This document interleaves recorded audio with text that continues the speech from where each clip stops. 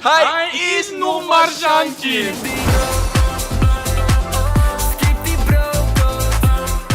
Man, ik zeg Friesland, wat zeggen jullie? Hoppa. Hoppa. Hoppa. Hoppa. Staan ze hier eigenlijk Nederlands?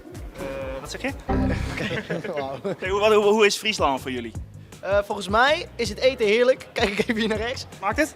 Friese suikerbrood, heerlijk. Zo lekker. Brecht was serieus dik. Eerste grote festival van het seizoen en we hebben echt genoten. We zijn helemaal warm. Echt fucking leuk. Friesland voelt altijd als thuiskomen voor ons. Wat betekent Friesland voor jou? Een provincie waar ik af en toe kom.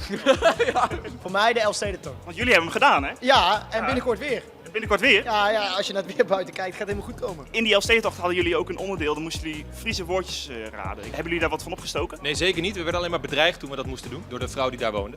Dus ik heb eigenlijk helemaal niks opgeslagen. Ik heb nog even een paar zinnetjes uit jullie songteksten vertaald naar het Fries voor jullie. Oh, oké. En dan mogen jullie raden welk nummer het is. 100% scoren.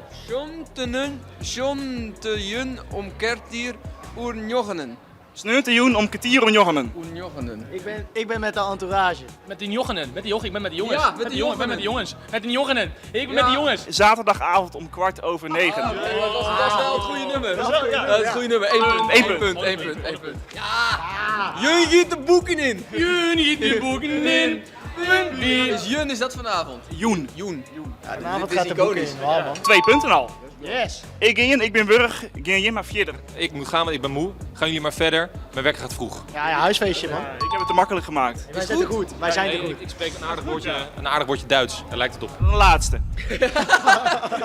Hij is nog maar Zantje. Hij is nog maar 17. Lekker Hard op weg, een hele grote Die kan wel bij Heerenveen of Cambuur eindigen. Hij is nog maar 17. Helemaal goed. Jullie zijn geslaagd. Jongens, bedankt. En eet smakelijk. Dankjewel. Woe!